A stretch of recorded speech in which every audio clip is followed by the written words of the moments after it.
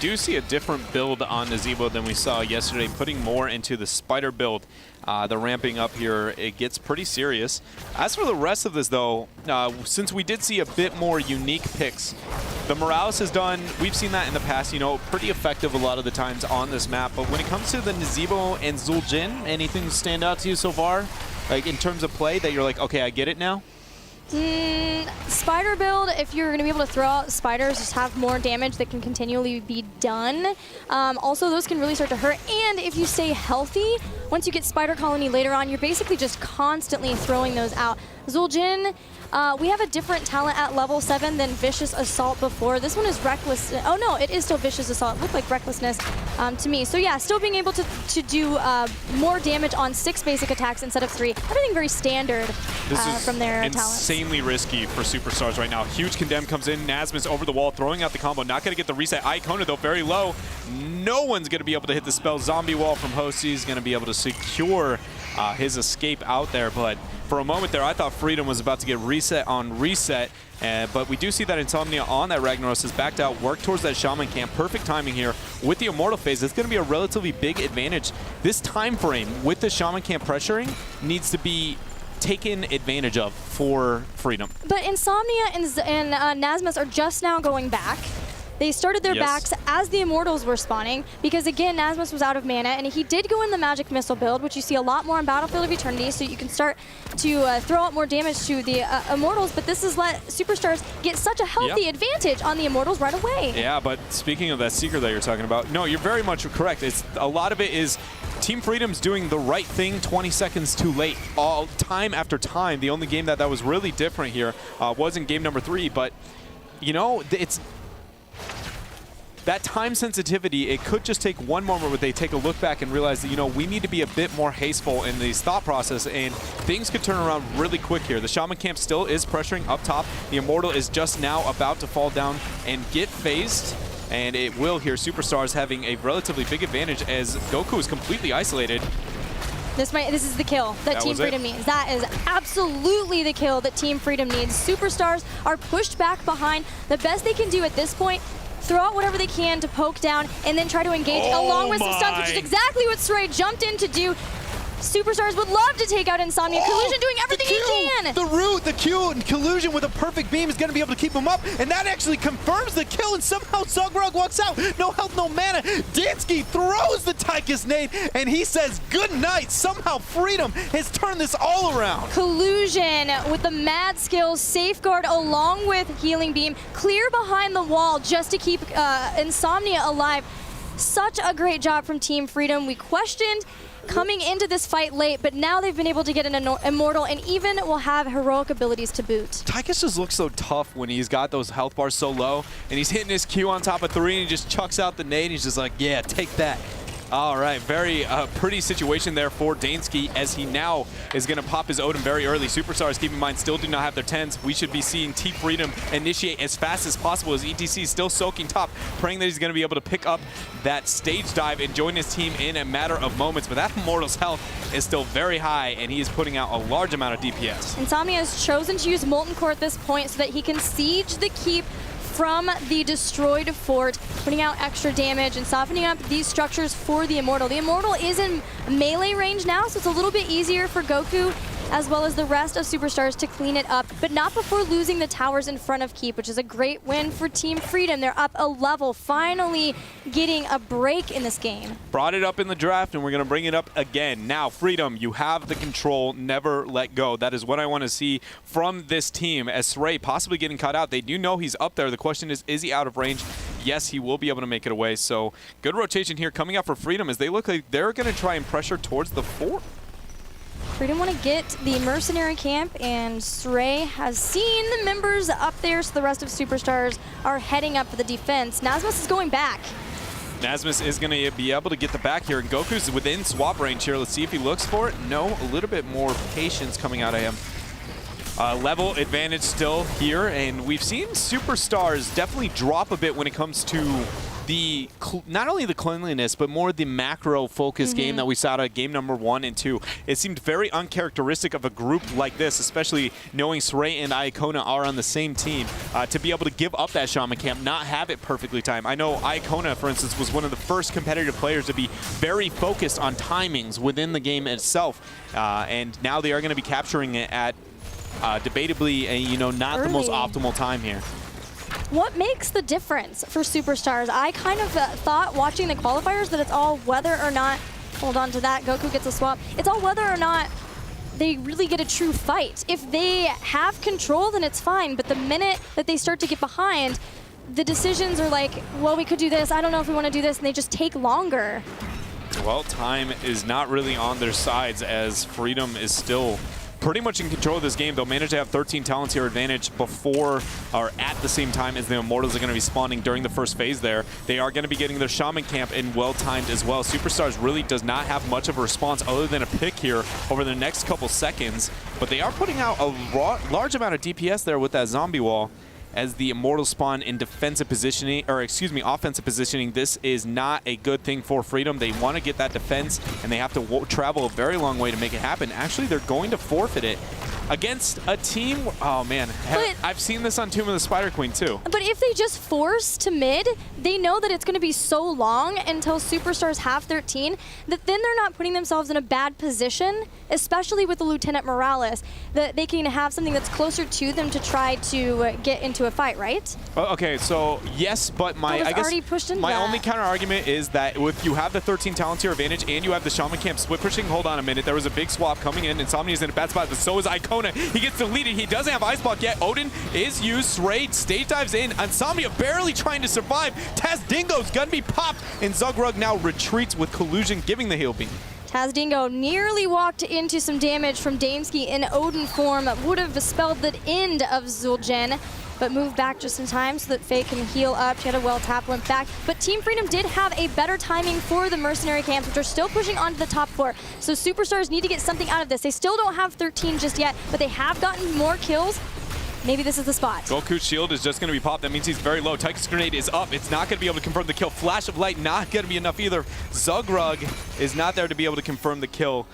All right, so now we do have a time frame where Team Freedom might be willing to take this risk. 13 tier is just so close here for Superstars. Freedom is going to move in. Suppression Pulse trying to pull people away. Tartanus is not even there yet, and maybe Insomnia knows that. He goes in for an aggressive Q. Leeming hit Seeker. Good cleanse, but oh my!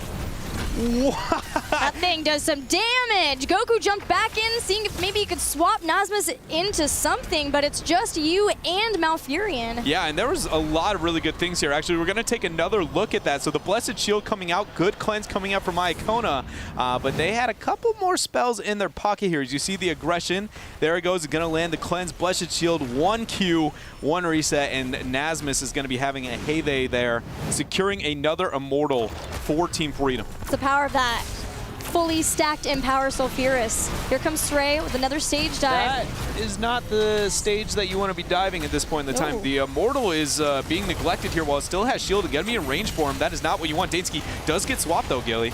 The Gargantuan jumps right on top of Dansky. First kill that Superstars needs, and they're not done yet. They go on to Zugrug too. He's not getting out of here. 2 kills equals Team Freedom getting all the way back. Li Ming was down during that too, so a great response from Superstars, realizing that if they tried to deal with defending versus all of the members of Team Freedom as well as the Immortal, it would have been a very risky place, especially if 1 kill, a keep, that would have given 16 maybe the game. So Superstars making the exact decision they needed. Yeah, very well done coming out from Superstars. 16 tier is going to be picked up here soon for Freedom, but Superstars has closed the experience gap significantly. Maybe Goku trying to get a swap, but everybody should be all right for now. They're going to be able to secure this fort too, which again, close that gap even more. As I say that, Molten Gore comes out and he's like, not today, nerds. This is going to be my fort for only a short period of time, as Freedom now does have that advantage. But I can't help but point out, Freedom, every time they have a talent tier advantage, never is able to get the fight, or even the few that they could pick up, they weren't actually getting. Also, shout out to that cleanse. Yeah. Stopping Dansky from the swap. Yeah, the swap wouldn't have been that impactful, but still, that pre-cleanse. So 16's here for Team Freedom. Superstars aren't far behind. The fort once again saved by Molten Core. And Team Freedom wants to use this little window they have to try to get an engagement, go for the keep, maybe two, but stage dive, Twilight Dream, so many abilities from Superstars all at once. It's a disaster for Team Freedom. Yeah, even with 16 talent tier advantage, but now Zugrug is going to be rooted, sacrificing himself, trying to keep his team up. Very well done. Superstars, again, even being at a disadvantage, is able to turn a fight for the second time in this game over Freedom. This is, it's a thing. Superstars is taking really good initiations, but I'm amazed that it's happened twice. Right. Especially with 16 talent tier advantage. I even looked after the kills had happened, and finally Superstars managed to pick up their 16. 3 of them didn't even have it selected for the final kill, showing that like it's not like, well, they got 16, they snap picked it, and it was even. It very much was a favorable fight for Freedom. And it just didn't work out. It's great for Superstars too, because normally this would be a tough spot to try to burn down an Immortal to, because it's in the safer spot for your opponents to defend. But in this case, there was no Johanna, and without that strong frontliner for Freedom, they don't have another warrior. Ooh. So there's nothing of trying to defend, and they get half of the health bar for free on Bella. And the passiveness here on the side of Freedom now, the rotation they made, they all stalled even during the phase duration of this. Rather than risking the defense, I think was maybe going to cost them far more than maybe they understand this late into the game here, as that is going to be a 3/4 health here, or shield. Immortal going over to Superstars is going to be pushing in the bottom lane. That's pretty much already dead.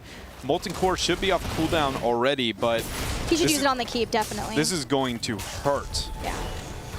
It's better, though, that he's not using it on the fort to delay, because that thing is very close. As soon as he's done, it could go down, and he could just get swapped into the rest of the team and not be able to defend. So a lot better that they're giving up the fort for free. They're being patient.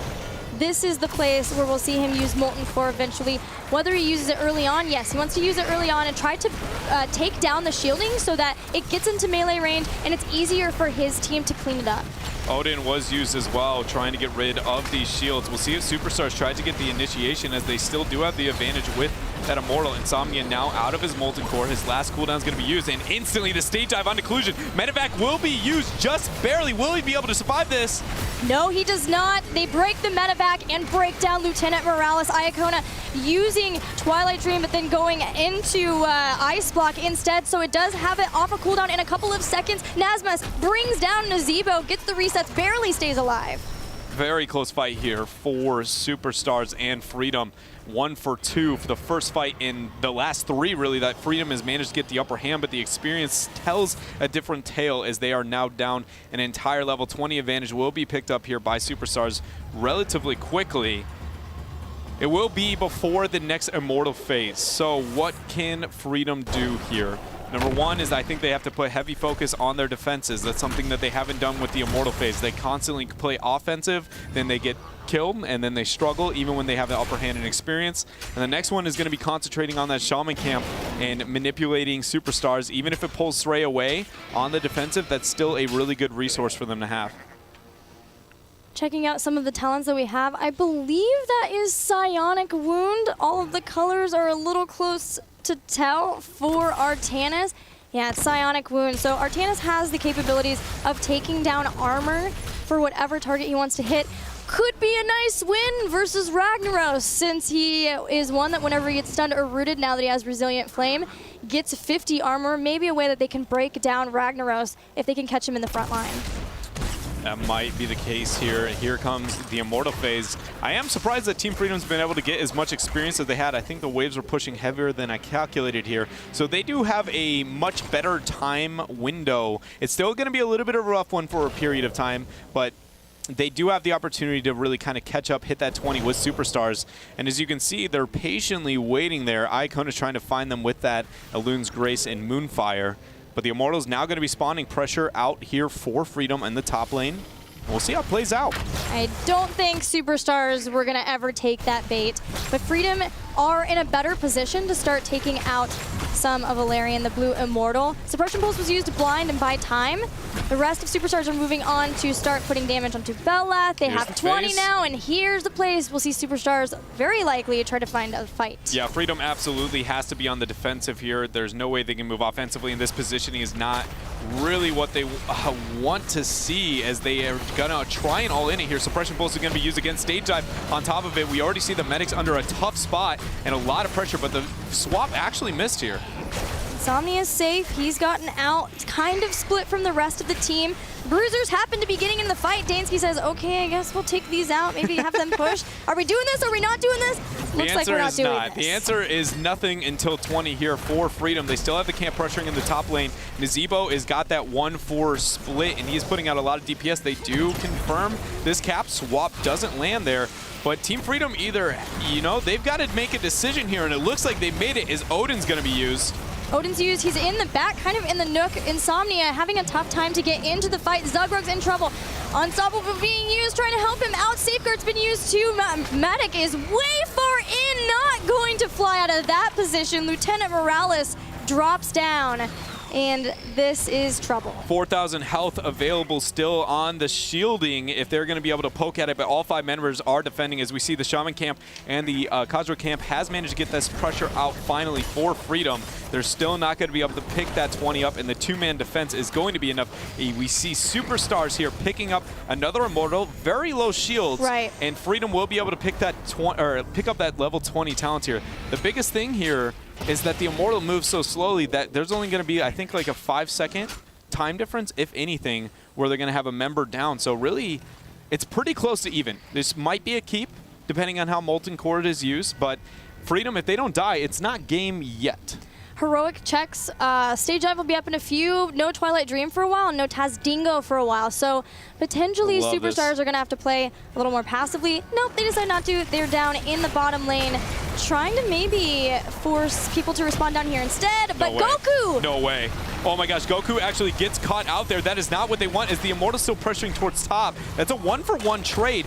Superstars has a right idea in the sense that they have an Immortal, so they want to make you make the wrong decision so the keep gets killed. The problem is the shielding on that Immortal is too low to really make that completely, and then losing Goku right out the gates, one of the best core killers by himself. This is a huge misplay now for Superstars, and they're still going for it. But there's no Ragnaros. There was no Ragnaros to go into Molten Core. He didn't even get to use it, and he doesn't have Sulfurous Smash either.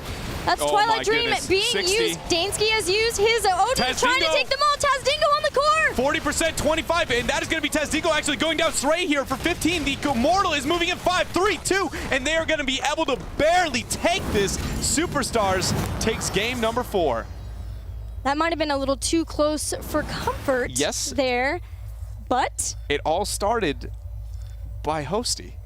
Goku had to use his Q. I didn't call it out at the time, but if you go back and take any look at that, so Ghosty moves up, and then he's in a position where he drops his zombie wall, and then Artanis is stuck between the keep and his zombie wall. So he has to pop his Q. He pops his Q, he drops the zombie wall, but it's too late. The whole team's on top of him.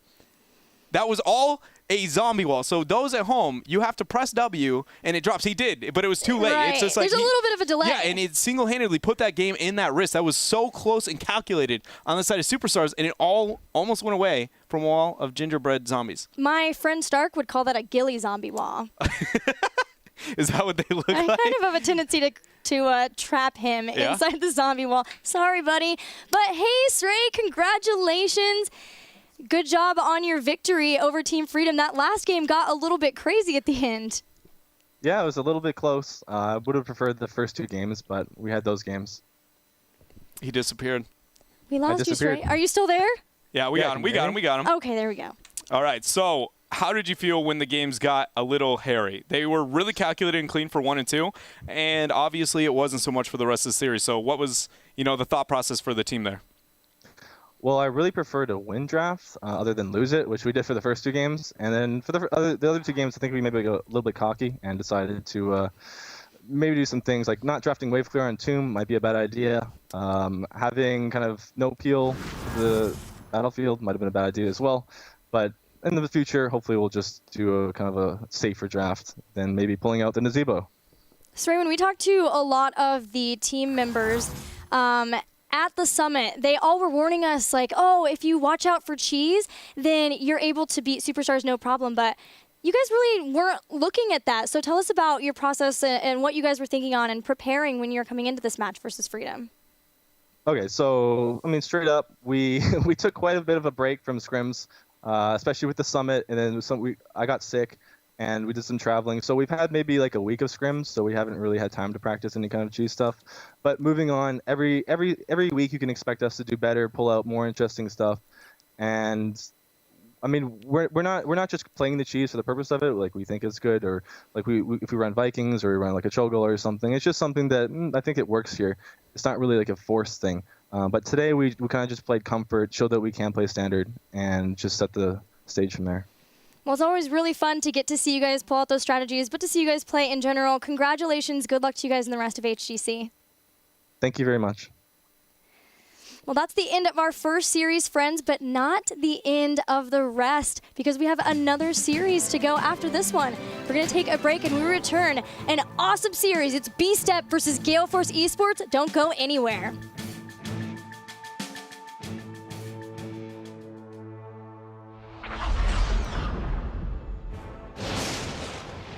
We came to this world as exiles and outcasts.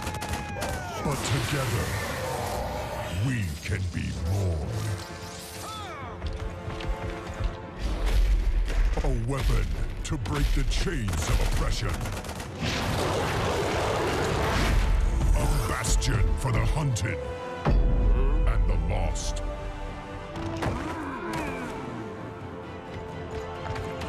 A family bound by blood and honor. And if our enemies do not give us peace, we will give them war! Victory or death! This I pledge as your war chief. Until the end of days, I live and die.